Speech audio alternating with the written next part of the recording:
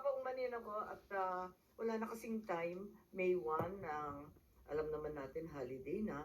So, palibhasa, andito ako sa Senate, naglabas na rin ako ng ilang findings, ang tawag ko further findings. Subalit naglabas na ako nung nasa Cebu nung Sunday, pero super tsaka ng sound, walang marinig at hindi magkaintindihan. So ipapaliwanag ko, once again, I would like to announce that the Committee on Foreign Relations has further findings following up on the preliminary findings initially issued several weeks ago. Matapos ang tatlong hearing, tatlo na naman ang aming findings at natuklasan. Unang-una, ang pag-aresto at pagsuko kay dating Pangulong Rodrigo Duterte sa ICC ay klarong may motibong politikal. May malinaw na pattern na kung saan may malalaking kaganapang pampolitika bago ang mahahalagang pahayag at aksyon ng administrasyon kaugnay sa ICC. Makaraang magsimulang magpahayag si PRRD ng mga batikos laban sa People's Initiative o sa pagpapalit ng ating saligang batas, sumagot ang ating Pangulo na ang Pilipinas ay isang open country at kikilos lamang ang gobyerno kung may illegal na gagawin ng ICC. Ngunit matapos dumalo si dating Pangulo sa pagdinig ng Quadcom noong 11 November 2024, sumagot ang ating Executive Secretary na maaring makipagtulungan ang mga lokal na otoridad sa Interpol kung hihingi ng tulong ang ICC. Biglang nagbago ang tunog ng gobyerno. Matapos kumambyo ang ilang pro-administration congressmen tungkol sa impeachment labang kay VP Sara dahil sa napakalaking peace rally ng INC noong Enero 13, bumalikwas ang administrasyon sa pamamagitan ng pagkatha ng Oplan Tugis or Operation Pursuit sa Ingles na rineport ng New York Times kasunod ng pahayag ng kalihim ng katarungan na bukas ang administrasyon makipag-usap na sa ICC tungkol sa ilang pamamaraan ng kooperasyon. Maliwanag ang pag-aresto kay dating Pangulo ay bahagi ng malawakang pagsisikap ng gobyerno na pabagsakin ang mga Duterte bago mag-2028 election pa. Ang unang malinaw na pagtangka upang pabagsakin ay sa pamamagitan ng PI na magsilbing panimula sa pagbabago ng probisyon ng ating konstitusyon para hadlangan makabalik sa 2028. Nang mabigo ito, nagmadali na siraan ang pangalan ng mag-ama. Noong Mayo 2024, sinimulan na ng Kongreso sa Committee ng Human Rights ang pagsisiyasat tungkol sa EJK, pinalawak noong Agosto 2024 at doon na nagmula ang pagbuo ng Quadcom. Dumating sa bansa ang mga kinatawan ng ICC noong October 2024. At sa tulong ng gobyerno, nakalap nila ang mga dokumentong kailangan para makakuha ng warrant of arrest. Samantalang nagsagawa ng sarili nitong investigasyon, ang DOJ naman hinggil sa EJK noong ika-4 ng Nobyembro sa pamamagitan ng kanilang Memo 778. Dahil nananatili pa ring banta si VP Sara kahit wala na ang tatay niya, nagsagawa naman ang Kamara ng investigasyon sa confidential funds ng OVP at sa huli, na-impeach si VP. Napatunayan ang motibong politikal na napag-aresto sa turnover kay PRRD sa pamamagitan ng mid-election final campaign sprint action plan ng Lakas CMD noong nagtipon-tipon ang matataas ng opisyal noong petsang 22 ng Abril. Nakaraang ilang linggo lamang, inilarawan ang mga nagawang mga Oplan Horus, isang operasyon na inilunsad noong Abril 2024 na naglalayong pabagsakin ang dalawang Duterte.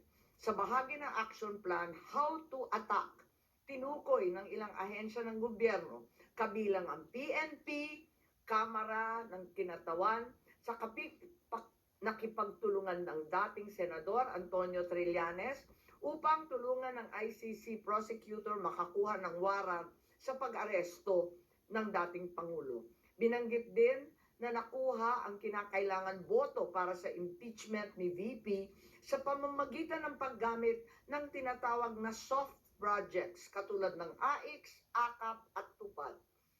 Doon naman sa bahaging following strategies and moves, tinukoy na kailangan pabilisin ang impeachment ni VP Sara at makakuha ang boto sa Senado sa pamamagitan na naman ng pamimigay ng proyektong for later release or yung mahiwagang FLR bilang gantimpala sa tamang bumotong mga senador. Ikalawa, may magkakaugnay na pagtatangkang pagtakpan ang mga detalye at motibo sa likod ng pag-aresto ng dating Pangulo. May cover-up. Habang nagpapatuloy ang unang pagdinig, tumanggi si DILG Remulla na magsalita. Tanungin siya tungkol sa panayam kay Pinky Webb, kung saan sinabi niya na group effort ang pag-aresto at in-invoke pa ang executive privilege samantalang lumabas na sa media. Una, tinawag niyang chismis ang pahayag. Ngunit nang mabisto, tinulungan na lamang ng kapatid at sinabing executive privilege na nga. Isa pang malakas na sandata ng administrasyon upang pigilan ng komite ang pagsisiwalat ng katotohanan ay paggamit ng tinatawag na subjudice rule. Halimbawa, nung mahuli si General Torre na nagbibigay ng maling pahayag tungkol sa pagmamadaling ilipat si PRRD sa Hague dahil daw sa Article 125 ng Revised Penal Code, ngunit nung ipunto na yung Revised Penal Code, Article 125, ay para lamang sa warrantless arrest, bigla niyang ginamit ang subjudice na naman.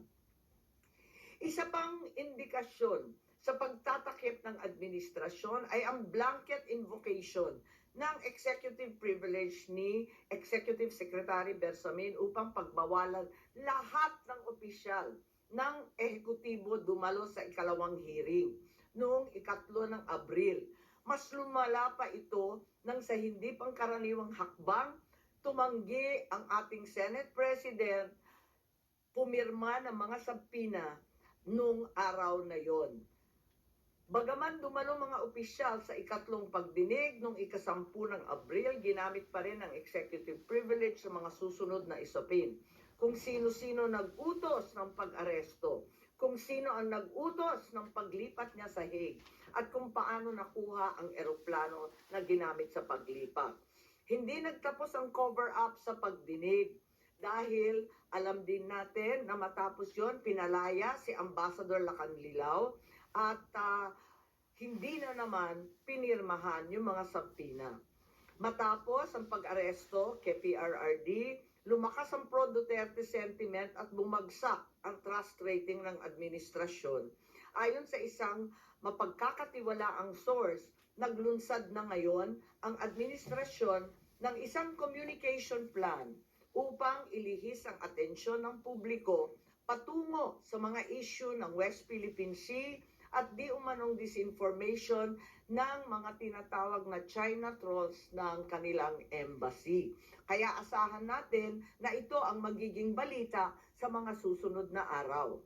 Hindi inaasahan ang political backlash sa pag-aresto sa dating Pangulo, kaya ngayon sinusubukan nilang kontrolin ang sitwasyon sa pamamagitan ng pag-focus sa West Philippine Sea, pagsisi sa China, at sa huli ay iuugnay ang pagtaas ng suporta kay Duterte sa sinasabing kampanya disinformation ng China. So una, may duda tayo na politically motivated. Ikalawa, whole of government ang nagamit dito na talaga naman comprehensive itong planong to. At ikatlo, ang mga posibleng managutan ng criminal and administrative charges. At iminumungkahi namin na imbestigahan ng Office of the Ombudsman ang mga sumusunod. Una, si DOJ Secretary Remulla Boying maaring managot sa violation of RA 3019, Anti-Graft and Corrupt Practices for sanctioning an invalid administrative arrest against the former president in contravention of the ruling of the Supreme Court in the 2023 case of Immigration versus Juan Wenle. Maliwanag na napakadaming kondisyon, kwalifikasyon at requirement na isinaad ng ating Korte Suprema doon. Ikalawa, usurpation ng DOJ ng judicial functions. Kahit hindi sila korte, naghahatol sila na halos sila ang naging husgado.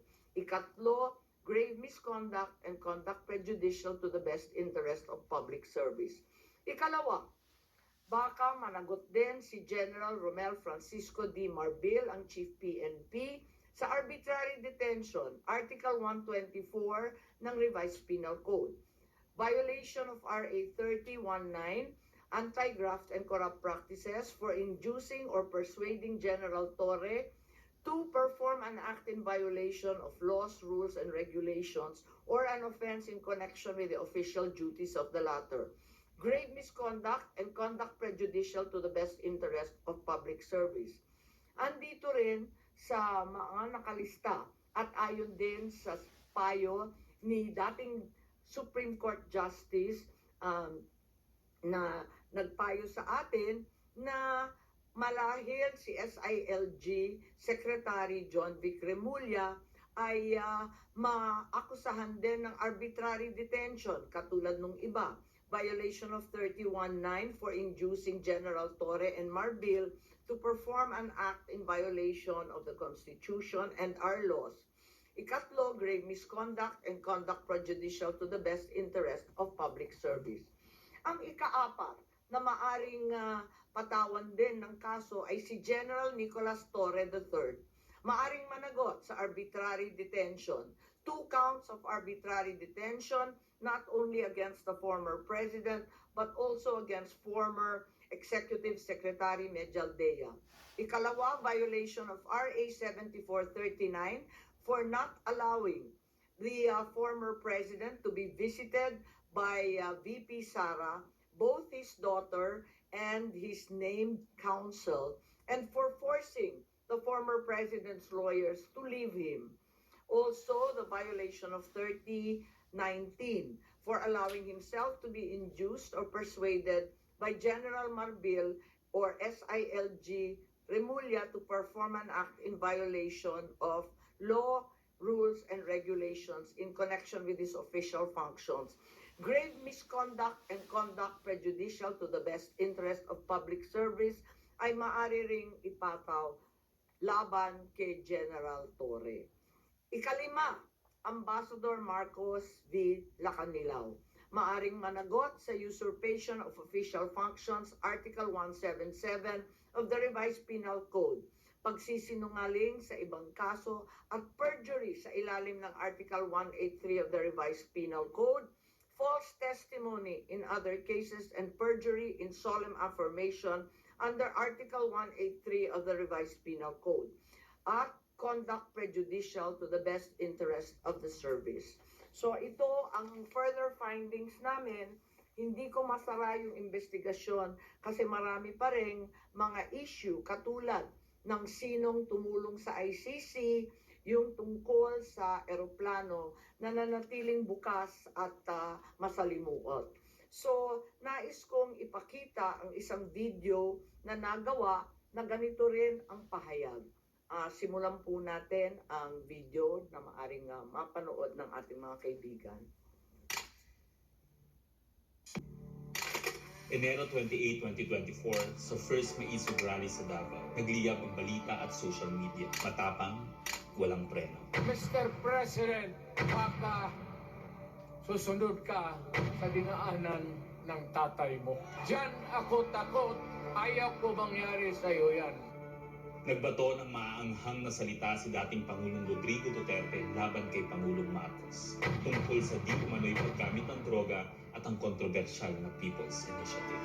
Sino man magsabi na walang paki ang Senado sa usaping ito, isa lang ang masasabi ko, walang gamot sa kakapalan ng mukha mo. Sa Senado, sa kapareho at sumunod pang mga buwan, si Senator Amy ang namumuno. Kung pakialam sa PR. Wala kayong pakialam sa PR. Wala kayong pakialam sa PR. Siya ang unang nagtawag ng pansin. Siya ang unang nagtanong. Para kanino ba talaga ang PI na yan? Marso 2024, sa kabila ng bangayan sa harap ng sambayanan, narinig natin si Pangulong Marcos. Matatag, matapang, The International Criminal Court has no jurisdiction over the Philippines as we remain to have a working judicial system and law enforcement mechanisms. walang jurisdiksyon ang ICC sa Pilipinas. Sa sabong, nagpagpag siya ng balahibo. Ang hindi natin alam, paghupa ng alikabok ay nagsimula ng ilatag ang plano para muling sumagi sa ICC. Kaya pagtungtong ng Mayo, tahimik ngunit mabilis ang galaw. Isinumite ng DOJ ang legal brief para sa posibleng pag-aresto kay FPRRD. Isang pagtataksil na walang nakapansin. Hulyo, pumutok ang balita. Nagbitaw si VP Sara bilang DepEd Secretary.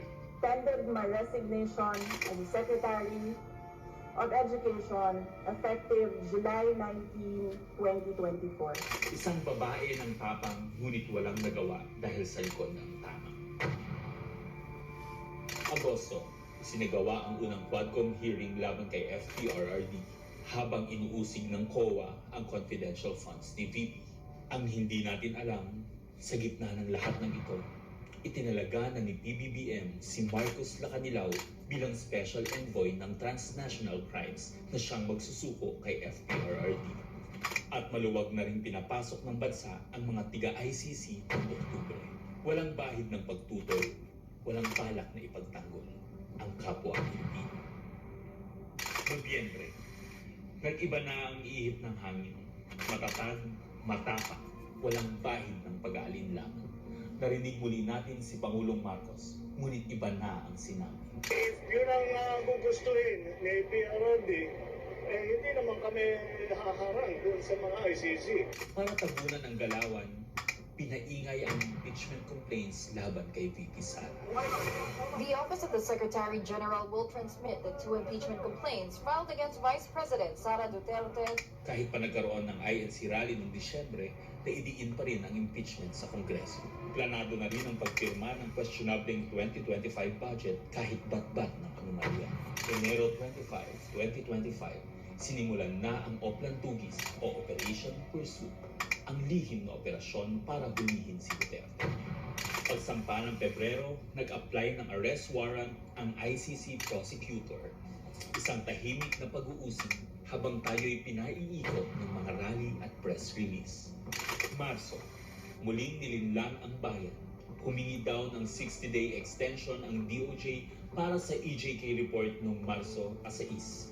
Pero ang totoo, nakabinbin na ang arrest warrant mula sa ICC chamber Marso 7 hanggang 10. Ang hindi natin alam, Marso 11, 2025, sa kanyang pagbalik sa Pilipinas, hindi pa man bumababa ng eroplano si FPRRD, isinagawa na ang pag-aresto. Maingay ang paligid, magulo, pero ang dating Pangulo ay nanatiling kalmado. Isinakay siya papuntang The Hague alas 11 ng gabi.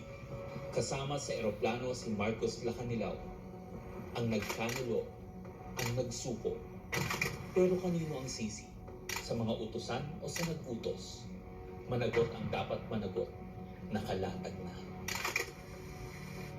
It's a request to the Philippine government from Interpol enforce the arrest warrant.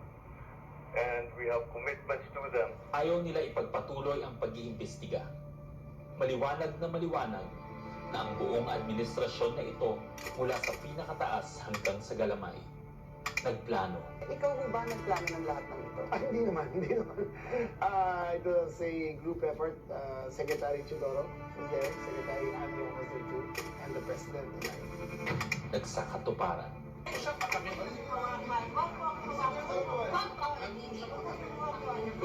Kayong nasunod. Nagkagulo. Tayong magawa. Wala tayong magawa dahil mismo ang gobyerno. Nagtakpanan. Mamili ka. Kapag warrantless warrantless arrest, edi may period. Kapag may warrant, walang period. I'm being cautioned by the DOJ, ma'am, that it may be sub judice already to discuss that because of the habeas corpus pending in the Supreme Court. Ngunit lumabas ang buong katotohanan. Ganito pala ang bagong Pilipinas. Hindi man lang natin alam. Tahimik ang pagtataksil. There was no red notice and what was issued was merely a diffusion. Tahimik ang pagwasak. Paliwanag mong maigi, representative ka ba ng Pilipinas or representative ng Interpol? Pipili ka lang. Nirepresent ko po ang Interpol and CB Manila. So mali itong papel na to. Harapan ang pagtalikod.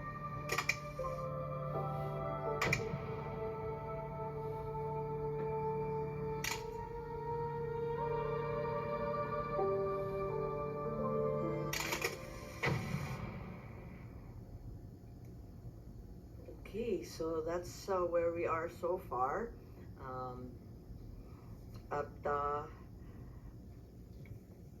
Mahirap hindian ang sinasabi sa bidyong yan na may isang malawakang plano na may kinalaman sa politika at sa 2028. Yun. Hello. Po. Ma'am, how's your relationship with the President? Nakapag-usap na po kayo? No, I haven't seen him in ages. I'm sure he's not happy about what's happening. I'm certainly miserable about these developments. Sinasabi niyong plano ng gobyerno, pinlano ito, politically motivated. You think PBBM allowed this po? Hindi ko alam, inako ni SOJ Boying Remulla na siya nagputos. Ngayon hindi ko alam kasi sa isang banda, masasabing alter ego ang bawat membro ng kabinete. Sa ibang banda naman, kusang ginawa ni Secretary of Justice. May pinaimbestigahan kayo sa Office of the Ombudsman, so i-furnish niyo sila ng copy ng findings ninyo, ma'am? Yes, definitely. Papadala natin doon.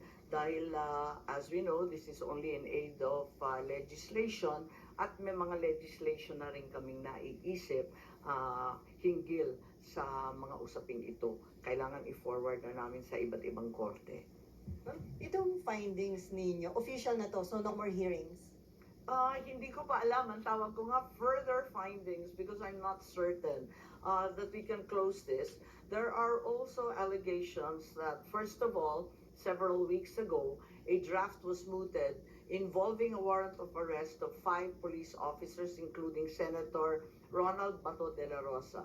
Of late, there has been a rumor, once again, that the Vice President will in fact be issued by the ICC a warrant immediately.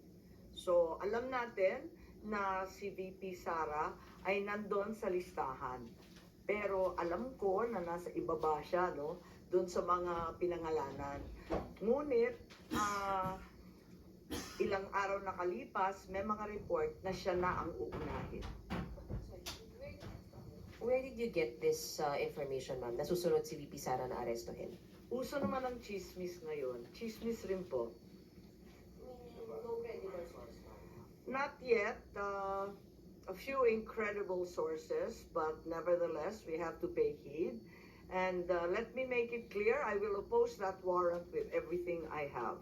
Foremost, the administration has said time and time again through the President himself that the ICC has no jurisdiction in the Philippines. Therefore, any warrant of arrest by the ICC cannot be enforced in this country for lack of jurisdiction. It is nothing, that warrant from the ICC, but a mere scrap of paper. Walang bale yun. In addition, there's no basis for the Philippine government to cooperate with the Interpol in enforcing an ICC warrant. The mere fact that the void warrant is transmitted through Interpol does not make it less void, does not make it valid. At ikatlo, as the hearings have established, the circumstances surrounding the investigations of the ICC in this country, the incidents leading to the issuance of these ICC warrants, and the enforcement of such warrants are politically motivated and really are in violation of Article 3 of the Constitution of the Interpol itself, which prohibits the Interpol from participating in any intervention or activity of a political character. Ma'am, sabi niyo, you will do everything para harangin sakaling magkaroon na rin ng arrest warrant laban kay VP Sara. Ano ba mga action na gagawin niyo? Wala tayong balak na isuko ang soberanya ng Pilipinas at ibaliwala ang ating husgado. So hindi baka maireklamo kayo ng obstruction of justice just in case? Hindi ko po alam. So ano mga action na gagawin niyo, ma'am, para harangin sakali? Iniisip pa kung anong kailangan gawin dahil tulad nga ng sinabi ko, haka-haka pa lamang ito. Ngunit sa nakita natin sa mga nakaraang 2 taon, itong mga haka-haka, duda, suspetsa, madalas nagiging totoo. So may mga preparation na rin si VP Sara dyan sa chismis na natanggap niyo, ma'am? Marahil po. Pero yung warrant na paparating para kay Senator Bato and other former police officials, credible na po yung source nyo dun ba? Parang, kasi maliwanag yung listahan, pero andun siya sa sumunod na listahan ng ICC, di ba? Andun siya sa warrant, kaya't inaakala namin na yun na ang susunod. Pero hanggang ngayon, wala naman inilalabas at nagbago ang ihip ng hangin at ang balita ay si VP Sara. Ma'am, kanina nabanggit niyo po kanina na part ng diversionary tactic yung paglabas ng issue ng supposed paid trolls ng Chinese Embassy in Manila. Are you now saying that Senator Tolentino and the committee niya po were used po for this propaganda by the administration? Ay hindi ko naman gawain bumatikos ng kapwa senador, pero ang alam ko may utos talaga sa admin media na i-divert at mag-squid tactics ng bonggang-bongga, i-divert sa iba't ibang balita tulad ng mga sagupaan, yung fake news nga na tinake over na, yung kung ano-anong mga isla at islet, tapos yung balita ng 20 pesos rice, sinabay-sabay para ilayo sa tunay na problema. But as a sitting senator po, kayo po hindi kayo nababahala if there's some truth to it na although it's a widespread speculation na even before pa na gumagamit yung China ng machinery, ng propaganda machinery regarding sa WPS. Naku naman, sigurado tayo meron. Walang pagkakaila, walang duda na meron silang makinarya para dyan. Meron din ang mga Amerikano, meron din yung iba't ibang mga malalaking bansa. Marami talagang nakikialam. Nasaan po?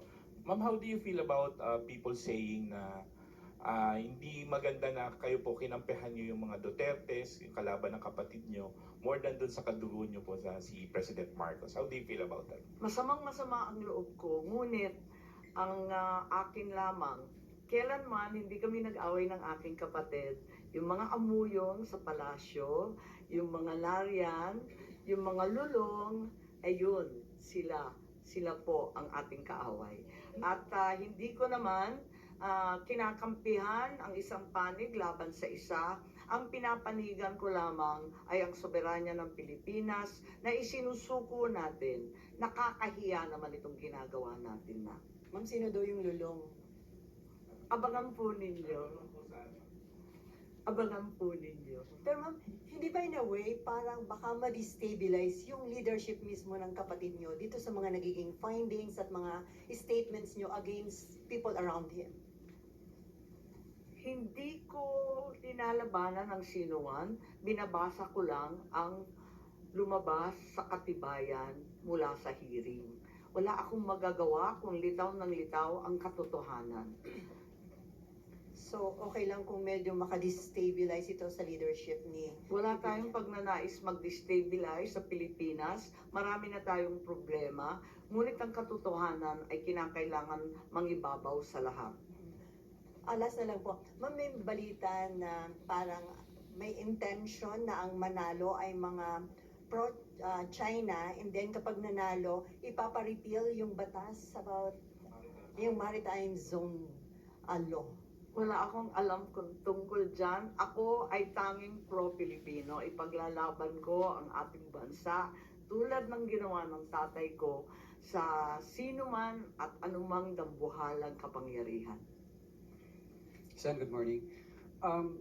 Do you think yung pagsasampa ng reklamo sa ombudsman could help deter kung ano man yung susunod na plano ng ICC para magdalawang isip yung mga nagpatupad ng una kay dating Pangulo? Sana po. Sana po. Inaasahan ko po.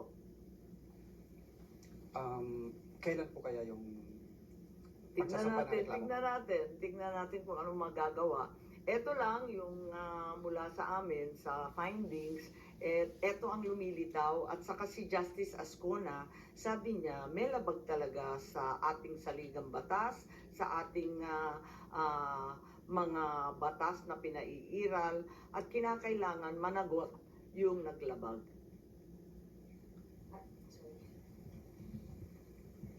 Ma'am, balikan ko lang yung warrant. ICC warrant to, ma'am, no, yung narinig nyo para kay VP Sara. When is this coming out? Chismis nga lang kaya walang name and date. Ma'am, yung ano po, yung further findings nyo, does it need yung approval po ng committee members? Yes, hindi to committee report hindi ako kukunwari na committee report to. We are not in session, we're in recess. So, wala pa talagang committee report na masasabi.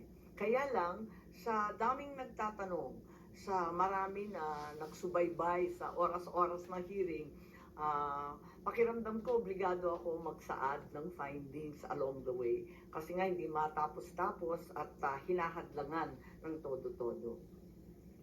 Doon may binabanggit din po na yung Republic Act 9851 wherein it says na yung pag-present sa local court ng isang individual who is facing an allegation of crimes against humanity, hindi na kailangan the government, although the term used was may surrender yung individual na yun. Do you think it's enough dun sa nangyari kay former president?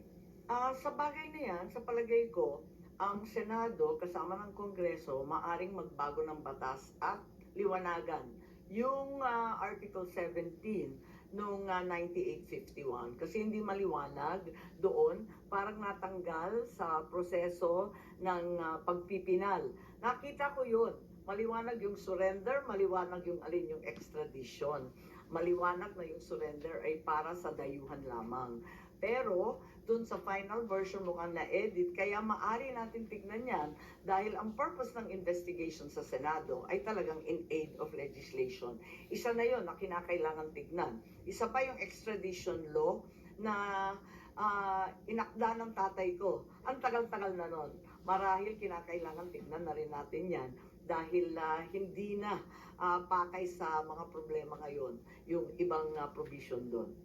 Since it's not yet amended yung binanggit niyo po na Section 17, that's still existing. Hindi po ba enough to justify what happened during yung March 11 arrest? Kapag hindi maliwanag ang isang bagay, binabalikan yung debate sa Senado, yung transcript at saka yung contextual analysis ng mga pahayag ng ipinasa, rinipaso yan. At maliwanag dun sa original na talagang yung surrender ay para sa dayuhan lamang.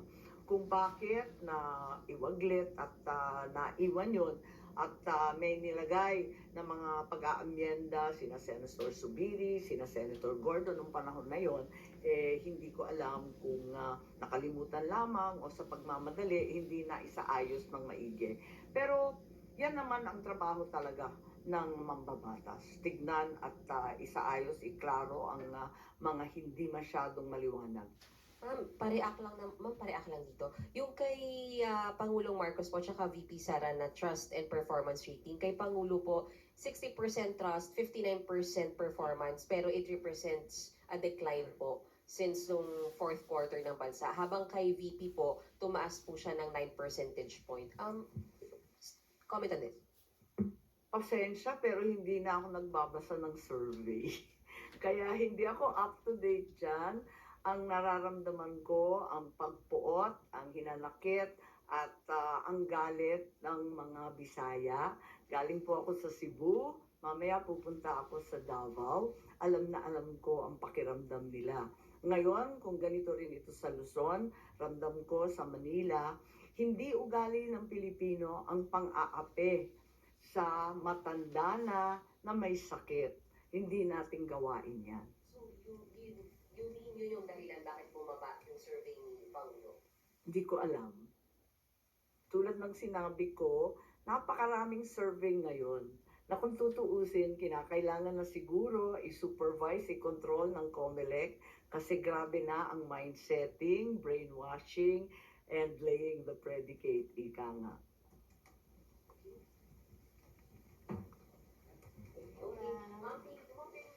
Thank you so much. I have a longer report of 26 pages. I think it's available. We also have USBs of the Tagalog statement, as well as the graphic version of the timeline. And I can also provide that video that we received. Opening statement yung sana read. What I read, ay yung Tagalog. Opo, nandito. Okay lang. O sige. Pero may soft copy ba kayo? Hindi ko alam. Meron daw. O nariyan na daw sa inyo. Okay. Salamat.